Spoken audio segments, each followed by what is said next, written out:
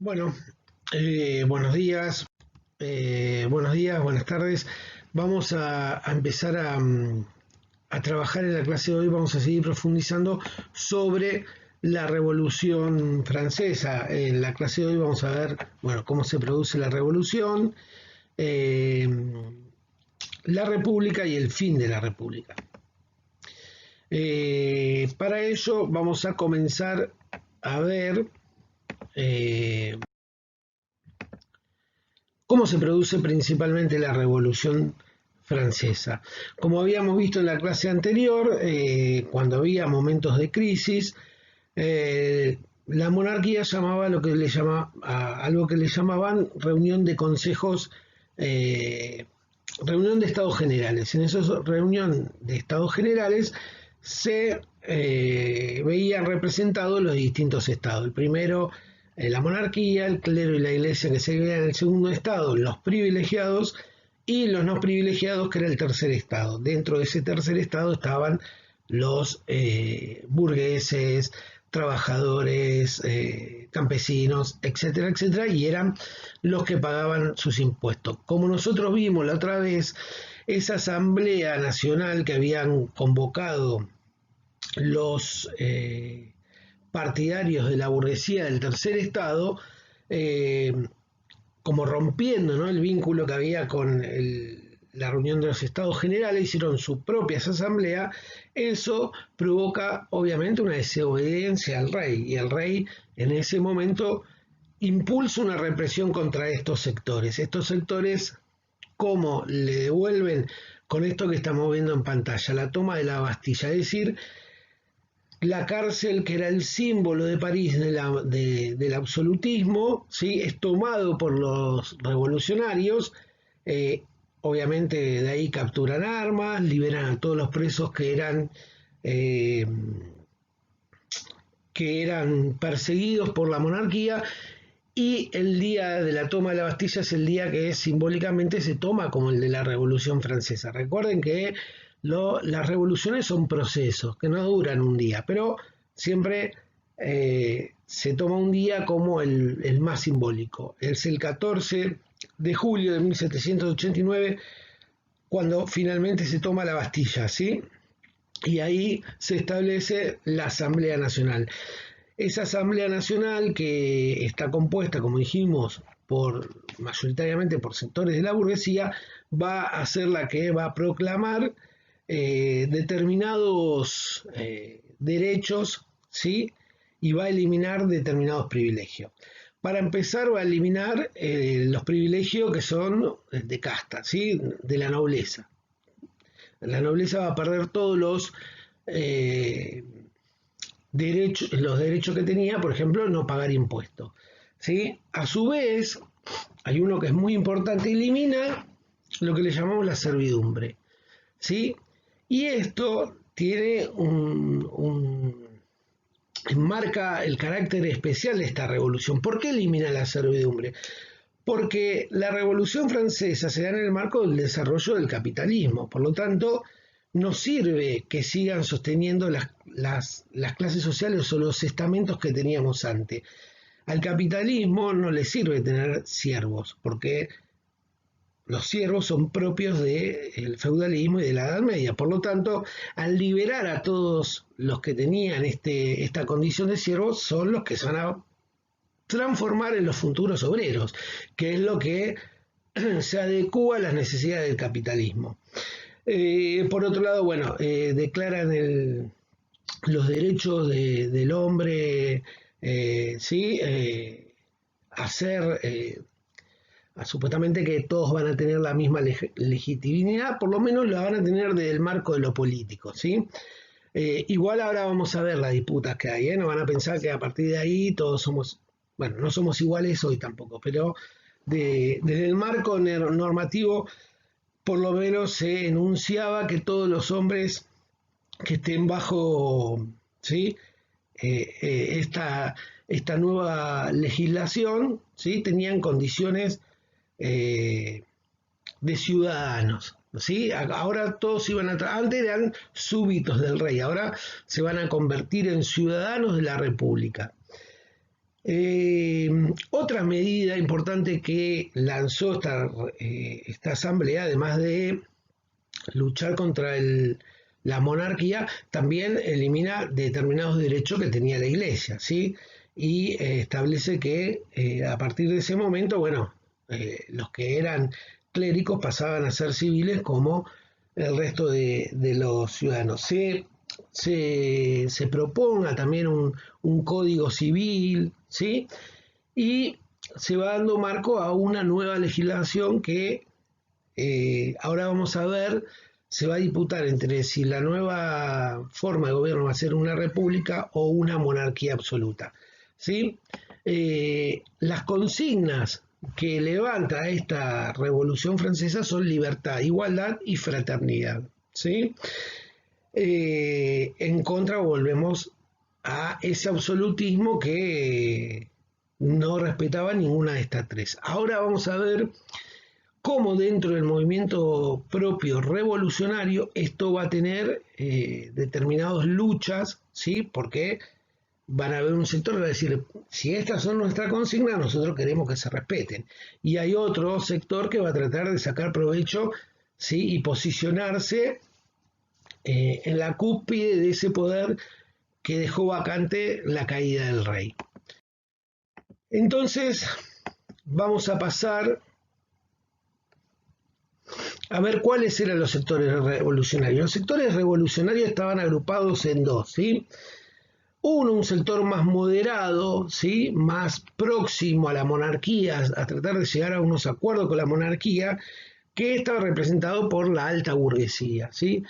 Y eran los girondinos. Los girondinos buscaban llegar a un acuerdo y establecer lo que sería una monarquía parlamentaria al estilo del que existía en Inglaterra, ¿sí? Hay otro sector que se llama los jacobinos. En realidad los jacobinos integran una alianza más amplia con otros sectores, los cordereros, lo que les llaman los montañeses, ¿sí? O vamos a explicarlo mejor, los montañeses estarían incluidos los jacobinos, los cordereros, los gelbertianos, que después vamos a ver, son un sector más radicalizado de la revolución, pero digo, dentro de todo este sector el que predomina es el jacobino, ¿sí? Los jacobinos representan más a la pequeña burguesía y a los sectores de trabajadores, ¿sí? De campesinos no tanto, algunos sectores. Los campesinos en este momento igual no están muy de acuerdo con la revolución. La revolución es un fenómeno que se da pura y exclusivamente en este primer momento en París, ¿sí?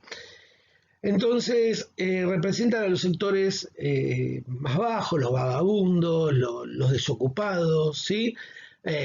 Como dijimos, la pequeña burguesía, los profesionales, etc.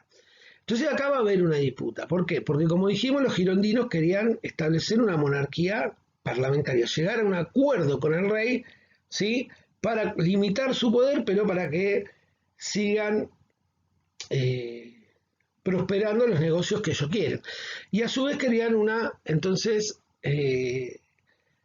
democracia, bueno, si es una monarquía parlamentaria con una democracia restringida, es decir, que va a votar todo aquel ciudadano que pague determinado impuesto, ¿sí? Lo cual dejaba afuera a todo el otro sector, el de los jacobinos. Los jacobinos le van a decir, no, momentito, primero nosotros queremos una república, no queremos ningún tipo de rey, ¿sí?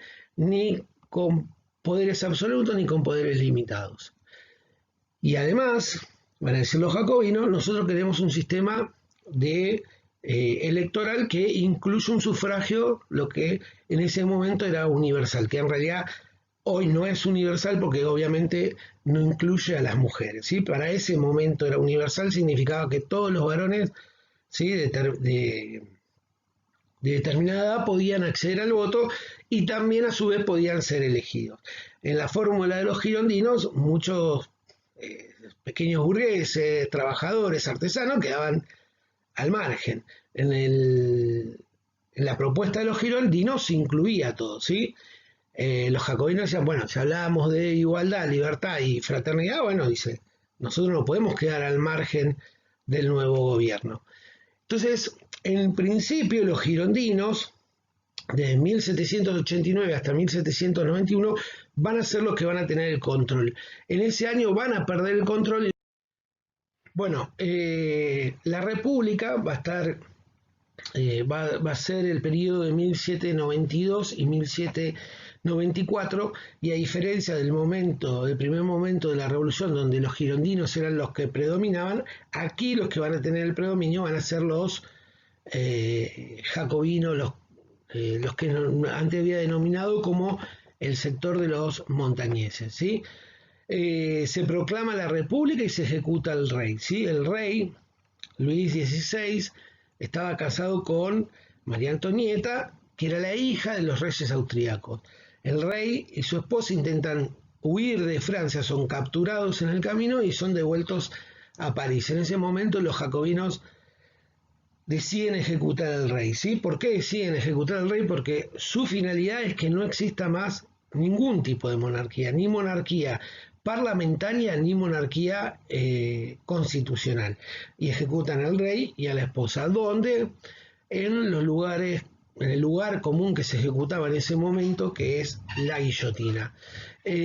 Por otro lado, el gobierno estaba en manos del Comité de Salvación Pública, que estaba conducido por los montañeses, que eran una alianza entre los cordereros, los jacobinos, ¿sí?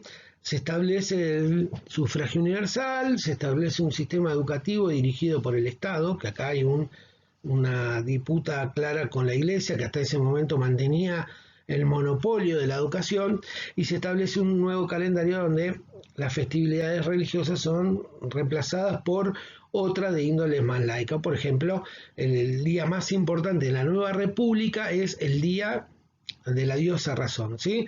Ahí ven cómo ya esta diosa razón viene a reemplazar al Dios católico, ¿sí? Y el calendario se establece de tal manera que lo que se establece es que a partir de esta república los años se empiezan a contar 1, 2, 3, o sea, en 1792 estaríamos en el segundo año, ¿sí? ¿Qué es el segundo año? El segundo año a partir de la revolución, es decir, intentaron cambiar este calendario que manejamos nosotros de antes y después de Cristo por a partir de cuando se estableció esta república.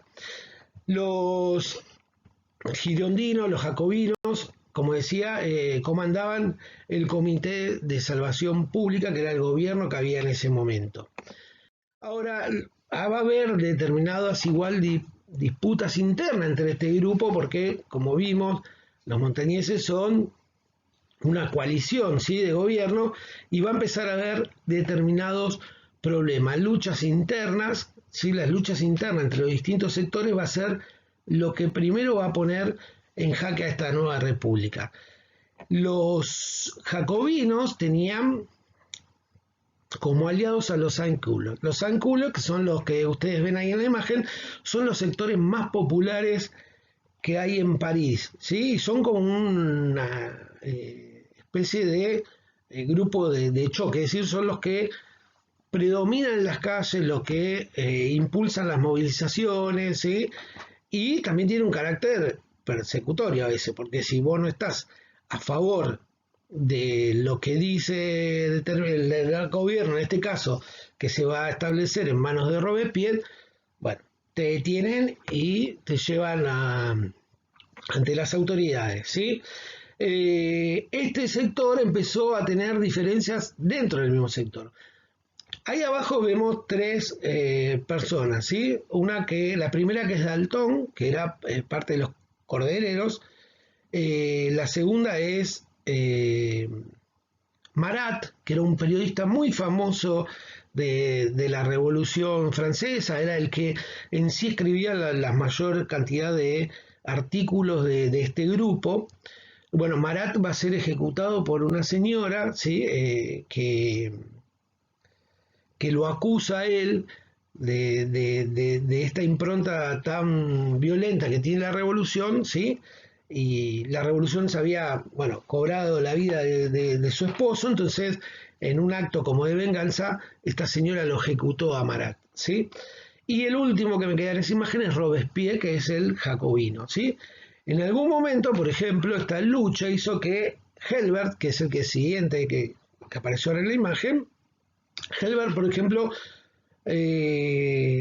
era el partidario más radicalizado de la revolución, ¿sí?